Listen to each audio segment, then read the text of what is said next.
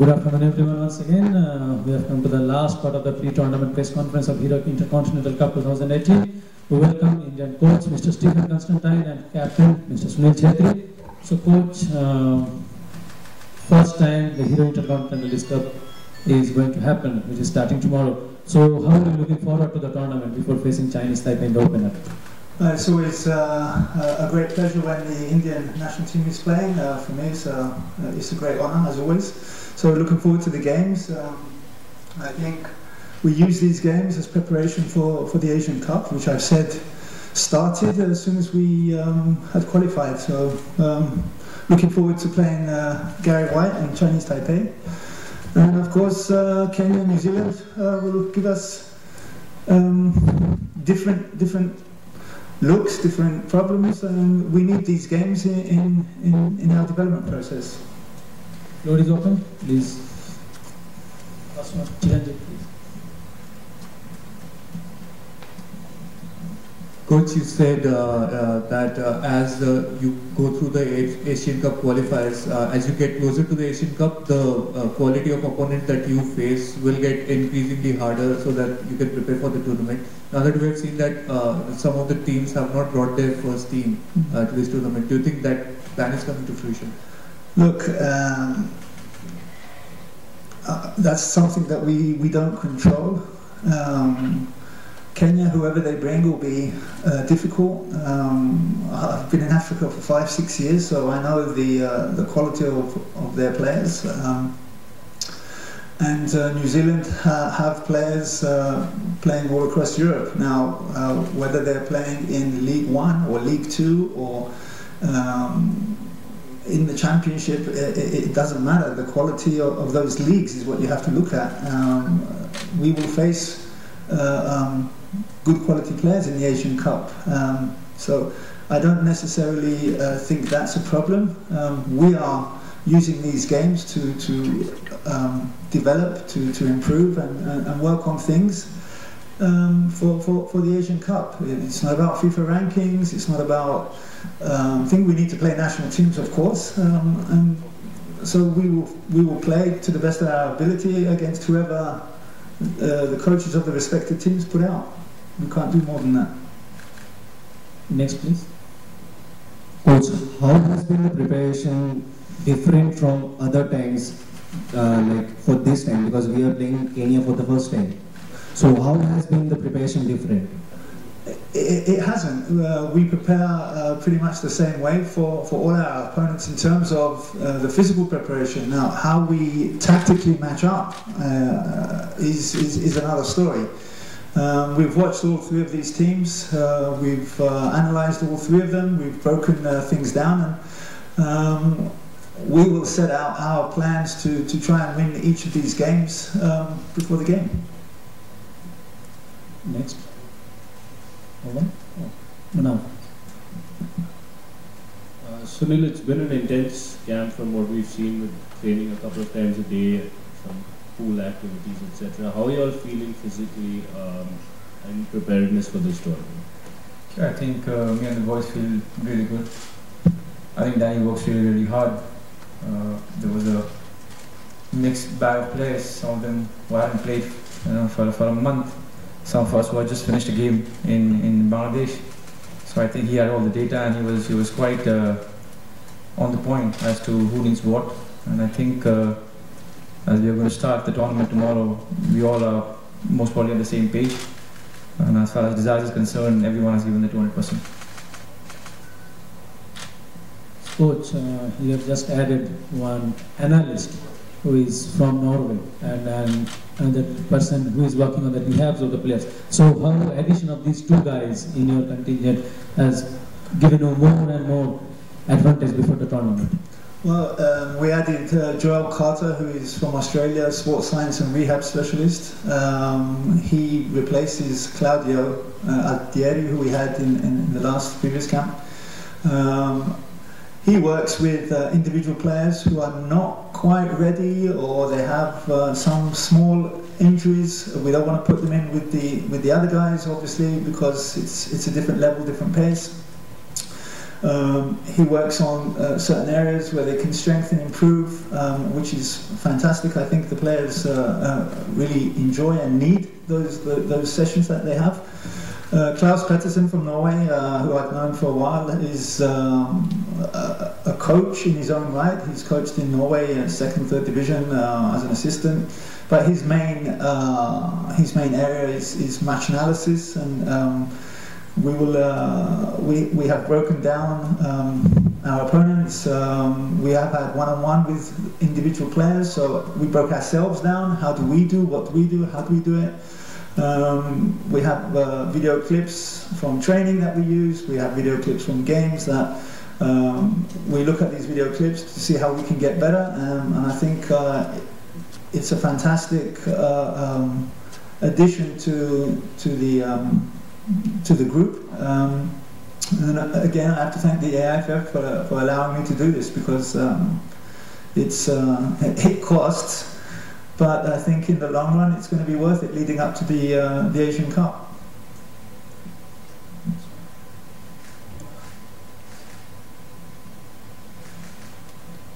Coach, 8 months to go for the Asian Cup. How are these 8 months going to be for the national team? One. And second, do you have a settled squad now, or are you still in hunt of a few players that can strengthen the side? Can you repeat the first question, please? 8 months to go for the Asian Cup. Yeah. How will be the Indian team's plan in those 8 months? Okay, we have quite a program coming up. If you include the Asian Games, then there's the South. Then you have the October-November windows, and obviously there will be a camp before we end up going to the UAE. So quite busy schedule. You throw in the I-League and the ISL games. There is a lot of football to be played between now and when we have to decide who gets on the plane.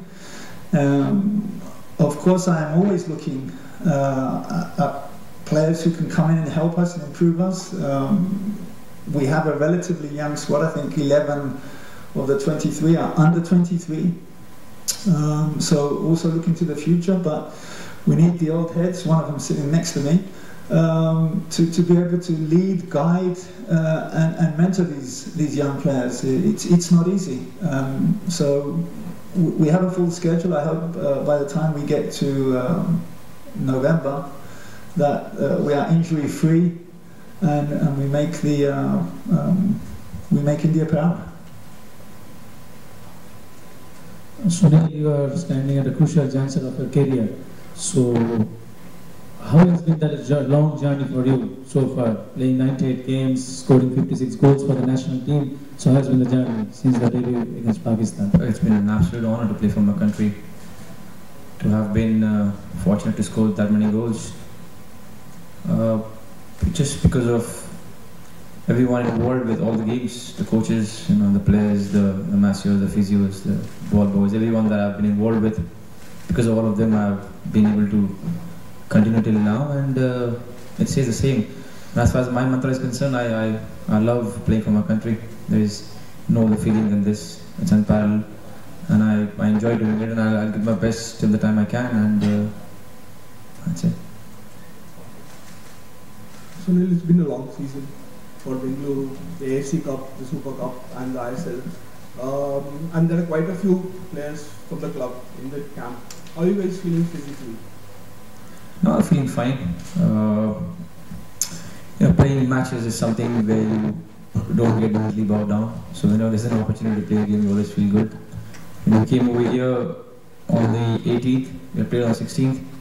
I think Ganta, Gurpreet and Subhash before here, and there were separate systems and trainings for us a little bit, and then slowly and steadily everyone combined. So I think, as I said, when we came over here, there were some players who hadn't played for a month. There were a few players like us who had just finished a tournament. But right now, if you ask me, I feel absolutely fine, really fit. And I think every one of us, if you are talking about Bangalore FC, all of us are feeling really good. Sunil, there's not a lot of people we can ask or whose opinion is as valuable as yours in terms of where Indian football was and where it is today. If you could just give us, from when you made your debut coming onto your 100th appearance now, profile of where you see Indian football, the growth it's taken? I think we are much more aware and the interest is much more now. And it's not only the players but just the whole euphoria in the country. I think we as Indians are more aware and the interest is much more now. Apart from that, I don't want to compare the kind of players that I played with and the kind of players that I'm playing with because that will be what, 20 to 30 years. I don't want to do that. But yes, it's just that we are more aware. Boys now have more knowledge about what to do, what not to do. And everyone takes on whatever knowledge is, is given to them right at the national camp and also at all the clubs. When I speak to them, everyone knows about nutrition, everyone knows about how to take care of them. They are much more aware, and that's, I think, one of the biggest changes that I can tell you in the last 10 years, that the boys are more aware and the interest is much more in the country. 10 years that you have been coaching India. So what has been the differences? He spoke about the players' point of view, from the coach's point of view. I think Sunil hit the nail on the head. There's much more awareness about the game from the general public, more knowledge. People are more knowledgeable than they were before. Obviously there's more information out there. But I think we have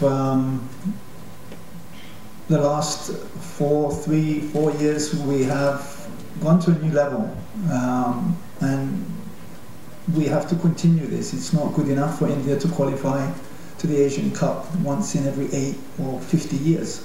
We need to do it every 4 years. And then only we will be a team that can think about qualifying for the World Cup. The ISL and the Reliance Group, who have introduced the ISL, if you like, has raised the profile like never before. I mean, I was sitting in Kigali in Rwanda watching ISL, just to let you know. It needs to get better. Every year I think it gets better. We need less foreigners, which again will happen this year. And that in turn will help the development of the Indian players. But I think we are on a road that there is no turning back. Yes. Last one. Shahid first and Chiranjit last. Question to both coach and captain.